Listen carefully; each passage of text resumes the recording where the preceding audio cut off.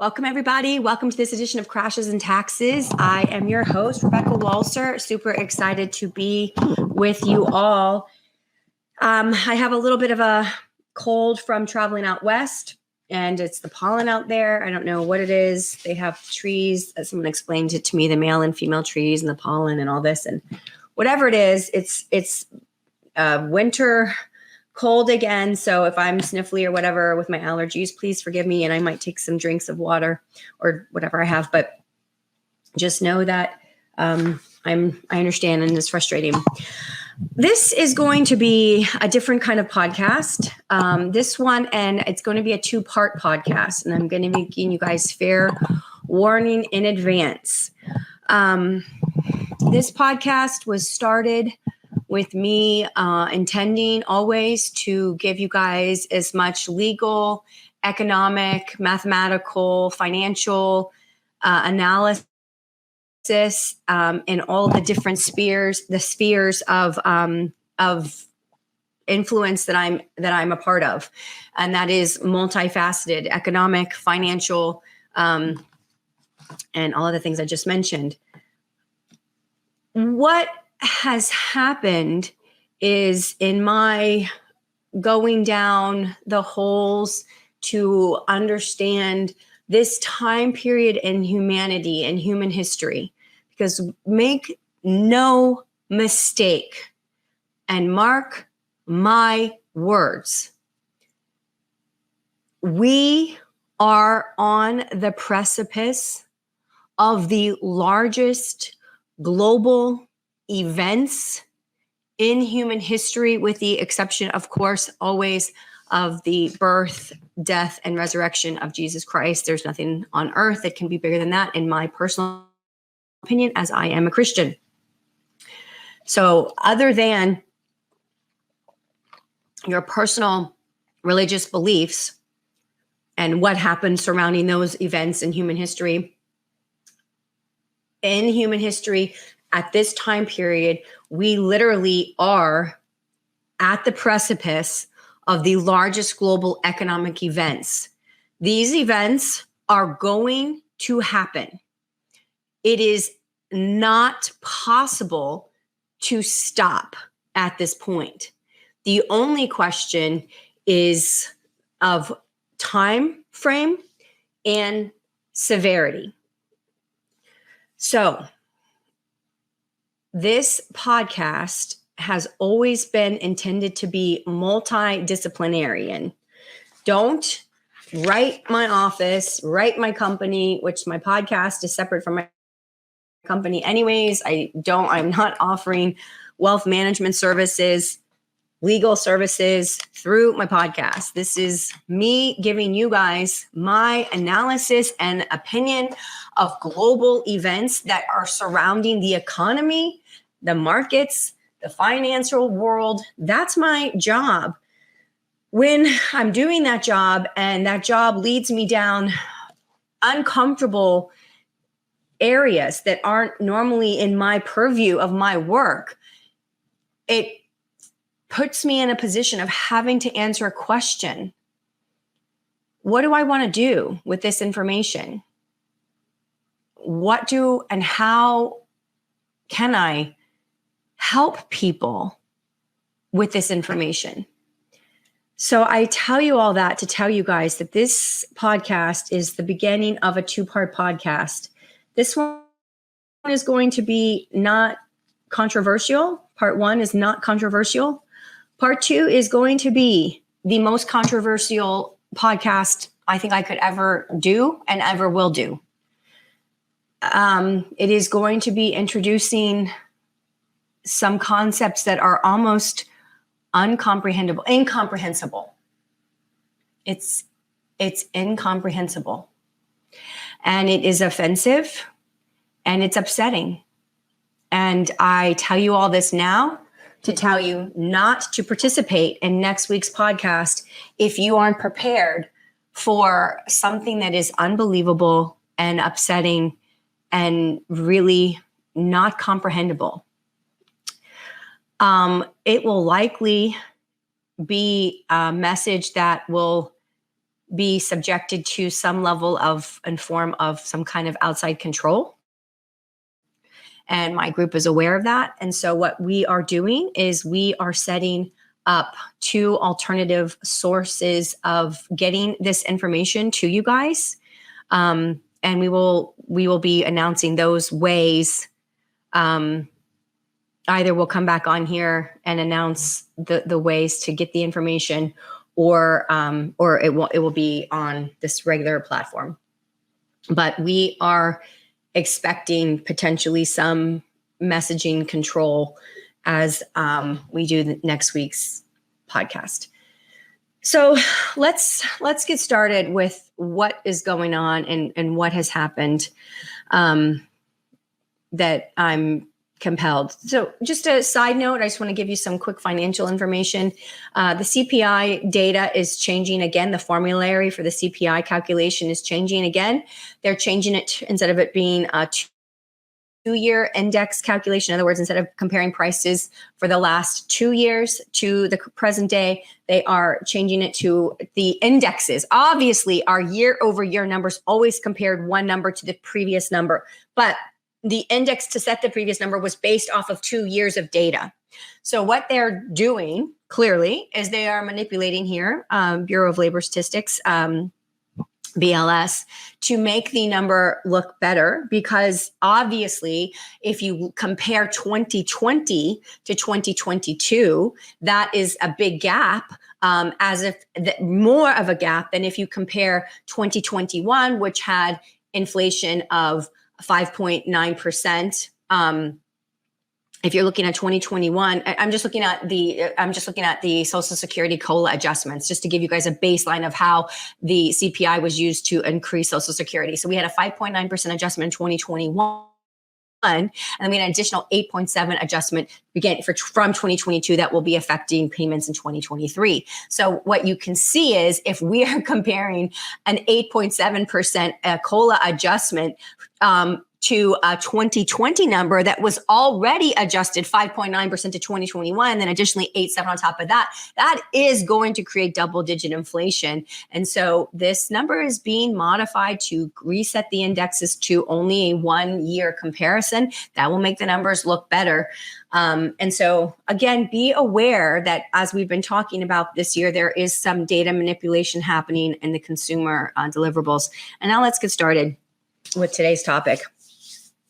And I was recently on TD Ameritrade, and I was there to analyze Alphabet, which is Google's quarterly results and profits.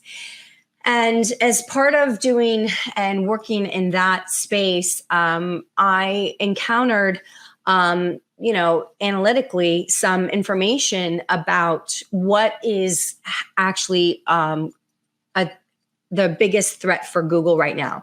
And Google, you have to understand, Google is still, the majority of their revenues are 100% based off of their search engine. So they do have their cloud division, and they do have other things that they're not dumb. They're certainly branching out, but there's their number one bread and butter that made them relevant and that got them into the modern lexicon of Google it and all of those things is clearly their search engine. And so in preparing for my Google analysis, I started going down this hole of analysis of disruption and economic disruption, the likes of which we have never seen. And really, it's here now.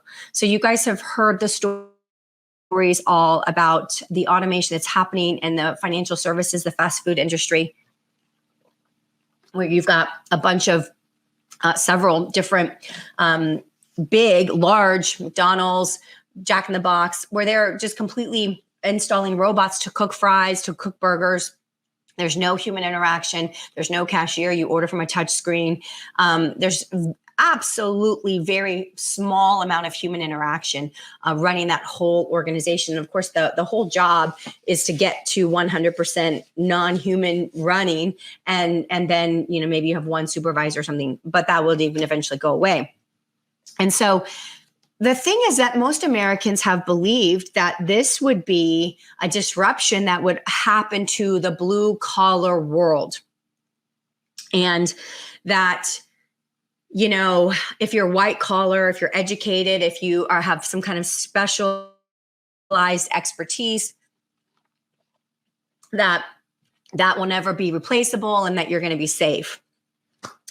And so then I read this article in Real Clear Politics by Frank Mealy.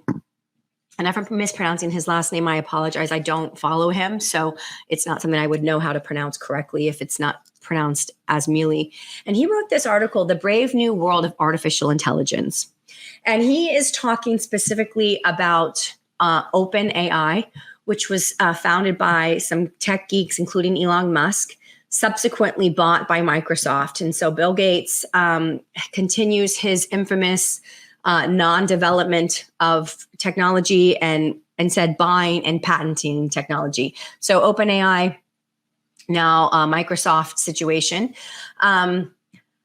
What Frank Mealy did is he went into ChatGPT. And by the way, ChatGPT has got like 100 million downloads recently. This thing is on the verge of breaking through to the layperson in America and globally across the world.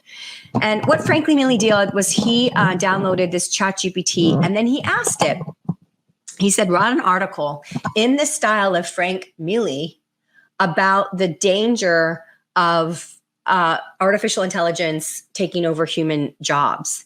And he proceeded to publish this article.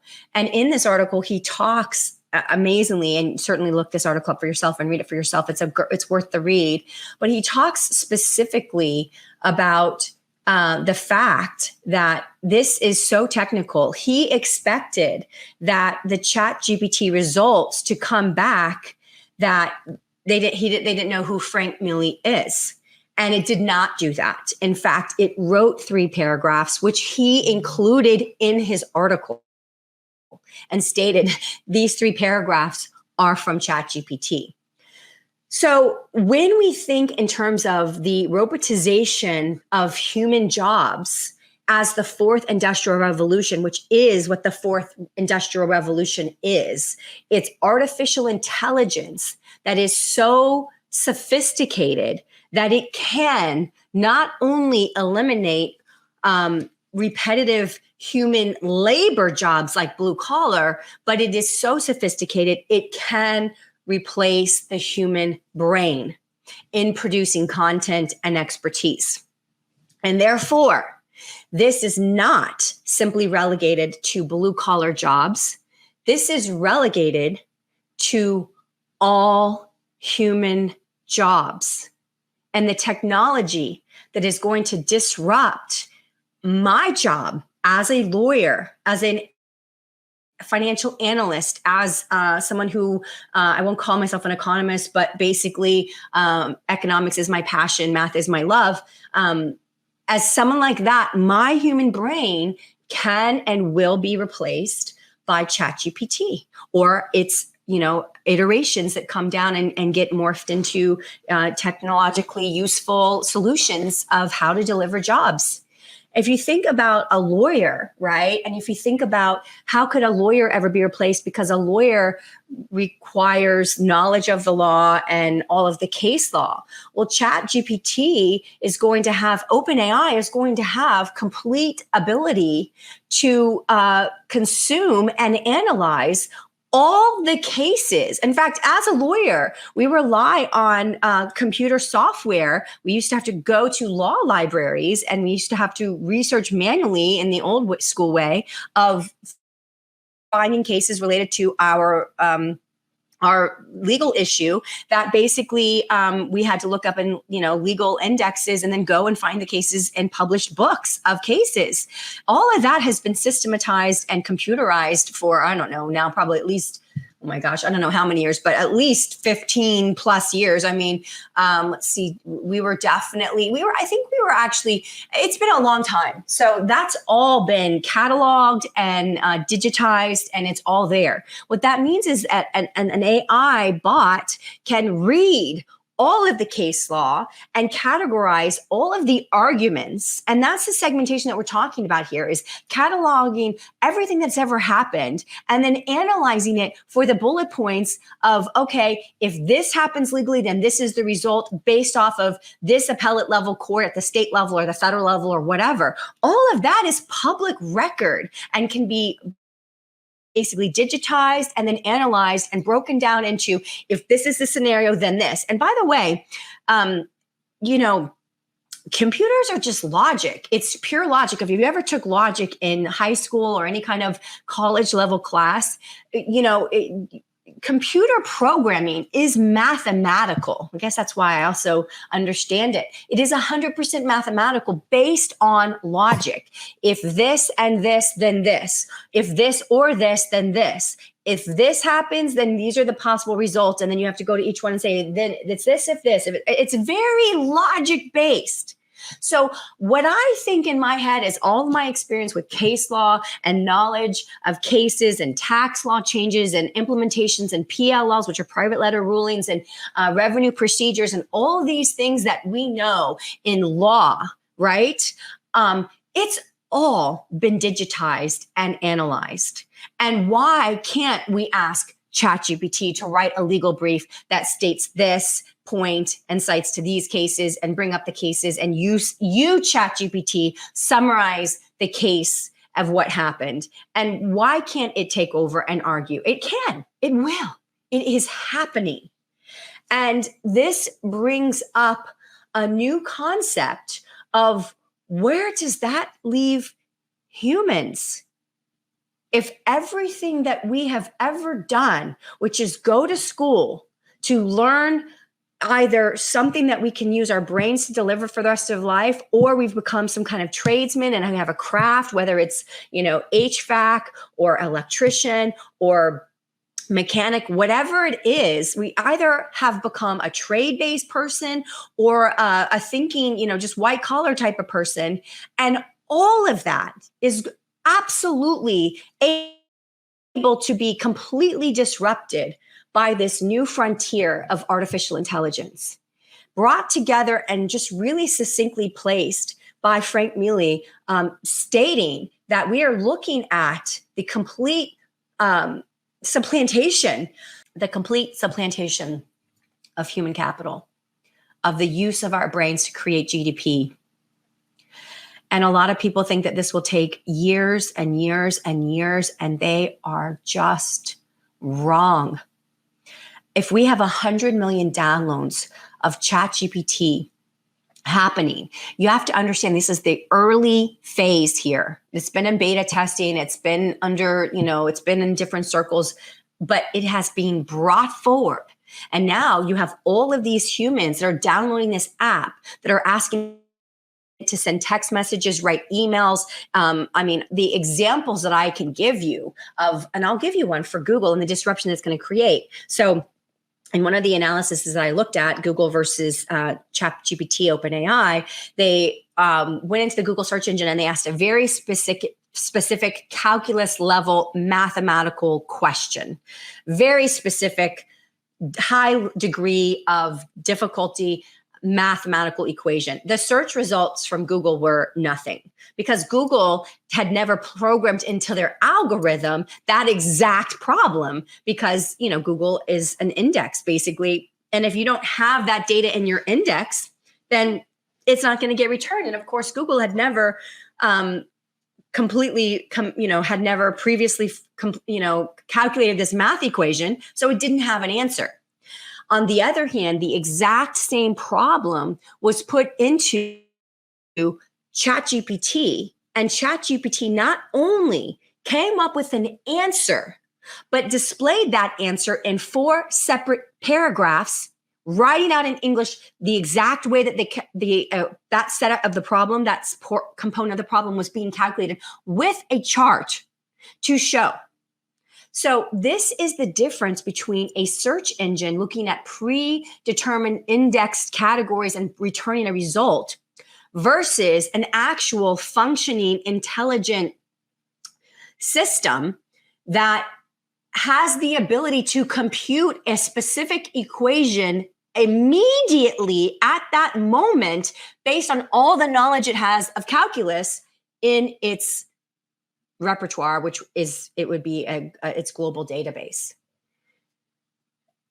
There is a Google AI engineer that is in litigation right now with Alphabet because he claims that some of their technology is sentient, and a computer that is sentient, meaning that it can think for itself, would be a potential threat, especially if that system has access to a lot of information that it can do something with. So we are on the cusp of this fourth industrial revolution, and this ChatGPT is the largest disruptor of human capital and work that we've ever encountered. And it is coming faster now because it has been released to the public, and every single person that downloads that app and uses it to write an email, a text message, it gives it, they explain a scenario, they put a math problem in, basically students going online and asking it to write papers for it, which I will warn you about, because obviously I was finishing up my global MBA from the London School of Economics, and they have counter AI that has been programmed to detect if AI wrote any of your paper. So it's interesting, this battle of technology. But this is so serious, this disruption, because we are talking about the complete changing of the function of human life. If you don't need to go to school for 20 plus years of your life, from starting at age 5 to when you graduate at 22, if you don't need a master's level program, if you don't need a graduate level degree, if you don't need a doctorate degree, if you don't need a doctorate and you don't need this knowledge, because it's all stored in this global massive database of everything that has ever been learned and discovered in human history, and it understands how to do math problems, and it understands how to show you how to do it. It makes us irrelevant. Now, some of you might be saying, oh, that is so far off, but wait until you see the robots in your local fast food restaurant soon enough. Disruption, it can take a couple of years. If we didn't have other things that were coming, then it would take a couple of years. This is the Gmail creator, Paul Bouchette, who said that Google is literally only a year or two away from complete disruption, complete irrelevance, because of the AI that will be available via things like ChatGPT. And this is just the beginning. This is just the intro of it.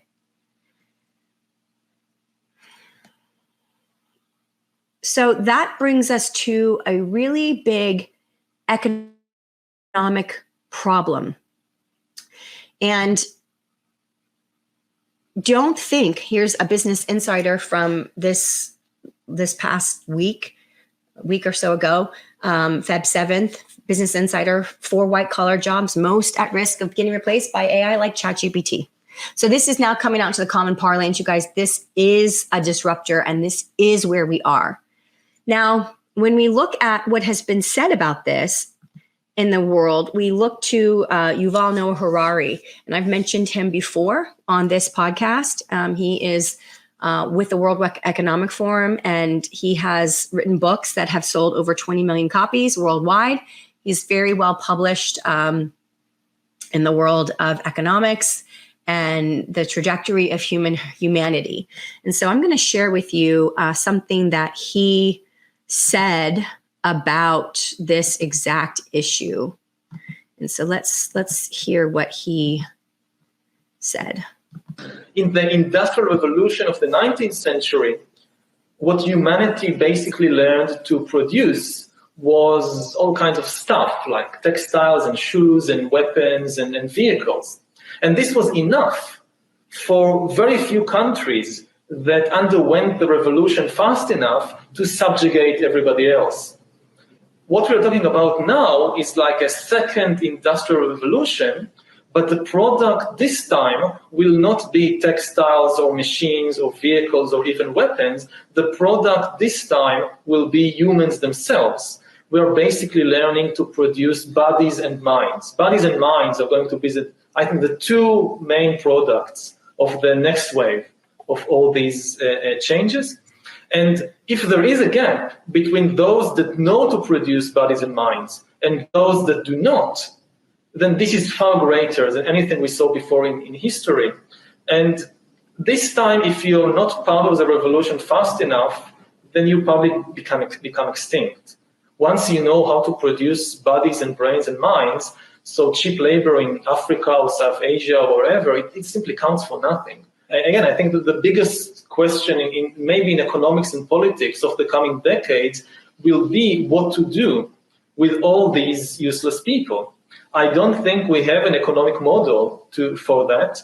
My best guess, which is just a guess, is that food will not be a problem.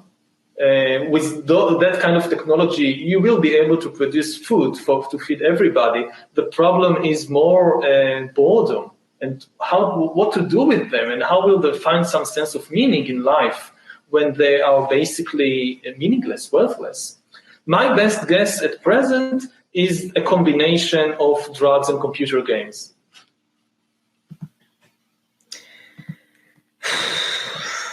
So he was talking about when you can produce bodies and minds. What is he talking about there? Well, that is the robotization of human labor. So he's talking about producing bodies and minds. He's simply talking about outsourcing human physical labor. That's the body. And the mind is human intellectual capital. That is the white collar. So that means that they are aware that, and they have been aware that when we go through this robotization and AI birth into the world of humans, which we are in now, it has begun. They are aware that it will create such a disruption in humanity of the point of our lives that they will have to reframe what humans are even for and what we even do. He actually literally said people would be worthless. These are not my words. These are his words. And so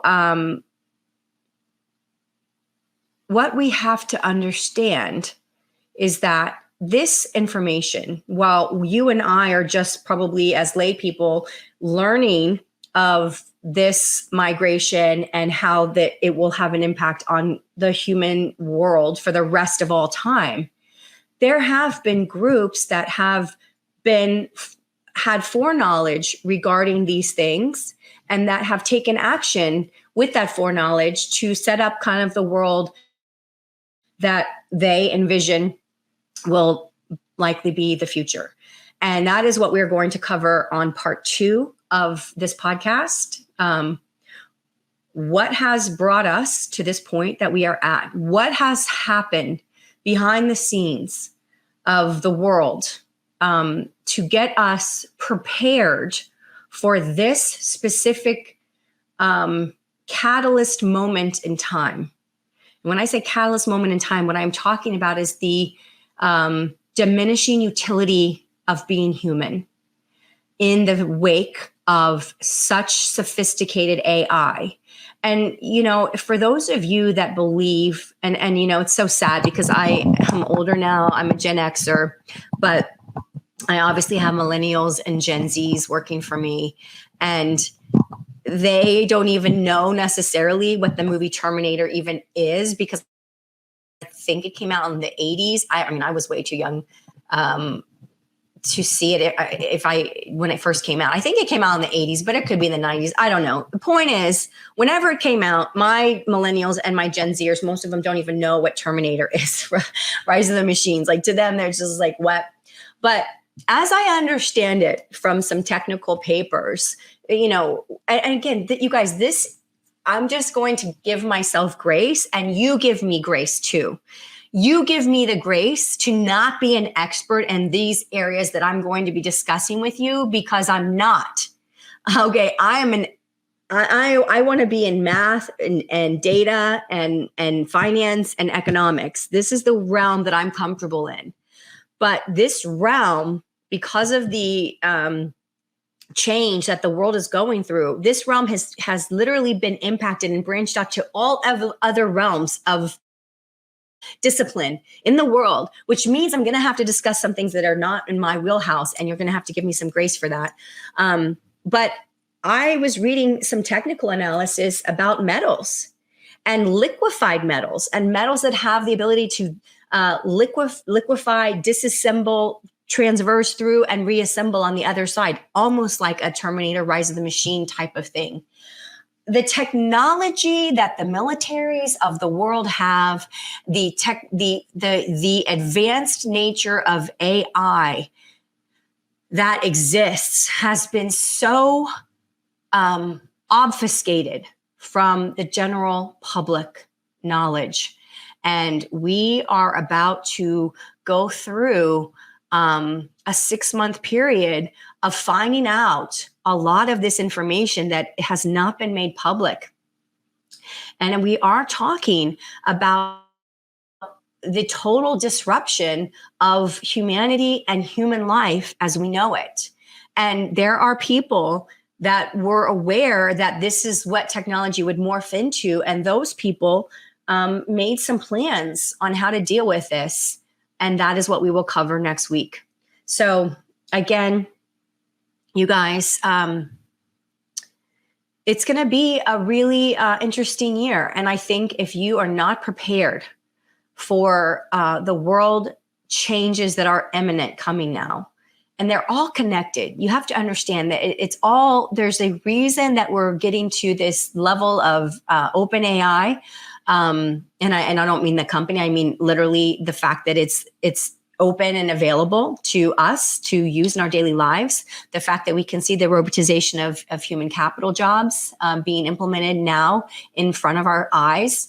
If you've been to, any one of these restaurants that have been made it a focus of no humans or very little humans, you understand exactly what I'm talking about. And then if you start to understand, as the columnist that I highlighted here today wrote, that, even the white collar jobs will be supplanted. There's no reason that if you have every case law that you can't replace a lawyer's reasoning, legal reasoning in your AI. If you have a surgery, the surgeries that can be performed microscopically with robots at such a specialized level. I mean, we're just talking about everything. And if you think, yeah, but it's the human experience of, well, I did 5,000 surgeries and I had this happen one time. And when that happened, I did this and it worked. That's documented and put into medical reports that get uploaded into the global database of everything that's ever happened. It knows. Like I said, this author of Real Clear Politics, Martin, basically said he didn't even know if ChatGPT would even know who he was, and yet there it was writing an article in his style, Frank Mealy of Real Clear Politics, shocked that unless he had told you which paragraphs they were, you wouldn't have been able to pick them out. This is where we are. And this has brought humanity and life as we know it to a brink of a beginning of a change. And that is why I'm telling you, these are going to be the largest events that ever play out in the history of humanity. And specifically, what I expect to happen this year is it's going to be the beginning of the economic transitions that we will be going through. And of course, they're trying to get us all on central bank blockchain where they can completely control all of that. So you guys, next week is going to be a really big podcast. I'm going to do my best to explain it as best I can from the information that we have, and we will give you all kinds of source material for you to go and read it for yourself. But it will be potentially something that they might want to control content on, and so we will do everything we can to circumvent those situations. And this is information that I think we all need to have so that we can prepare and we can have knowledge of what we will be doing with our own lives in the wake of this. And there's no solution, like if you're going to be sitting here, I remember I did television one time And I was explaining at the time, I was explaining to NBC the retirement of the baby boomers and how that was going to put such a massive economic squeeze in our country, and it was going to affect tax policy and all these things. And I remember at the commercial break, the host literally said to me, "Okay, Rebecca, we've gone through all these. You've explained the problem, and you've done all this, but now can we come back? Can you just tell us what the solution is?" And I guess that's just like a television host's job is like, okay, problem, explanation, resolution. But I was like, if we've had, U.S. Congress and the presidency not try to resolve this issue for since Social Security has been around since 1935, I don't think that I'm going to be able to solve it here in 30-second commercial break and tell the audience the solution. There is no solution. Okay, the solution for ChatGPT and AI and robotics taking over human capital and human utility and human contribution to GDP, I don't have a solution for that. You saw Yuval saying himself, what are all these people going to be doing? And what's the solution to that? And he, I think, answered with beer and video games. Like there is not a solution forthcoming. So if you're looking for a show that gives you resolution, there's no resolution to this until we go through it and we see how humanity reacts and what we all do about it. We're on the precipice of this new industrial revolution coming now. It has been behind the scenes. It has been being developed behind the scenes for 100 years. And it's now breaking through to your life and my life. And once it's done that, the beginning of the transition, it will go very fast. And that is why you have the Gmail founder saying 1 to 2 years, and Google's completely irrelevant because ChatGPT is just not a search engine. It is a thinking, processing machine that has all of the data of the world at its fingertips. And that is interesting and alarming at the same time. So until next week, you guys, hang in there, be positive. We are not just about this life. We are spiritual beings that, in my opinion, continue on. So as the more and more this life becomes more and more irrelevant, the more and more we focus on what has more meaning, and that is eternity. So don't get depressed. We will get through this time period. Humanity always finds a way. Life always finds a way. And I think that we might have some help as well. So until next week, you guys take care, and I will see you then.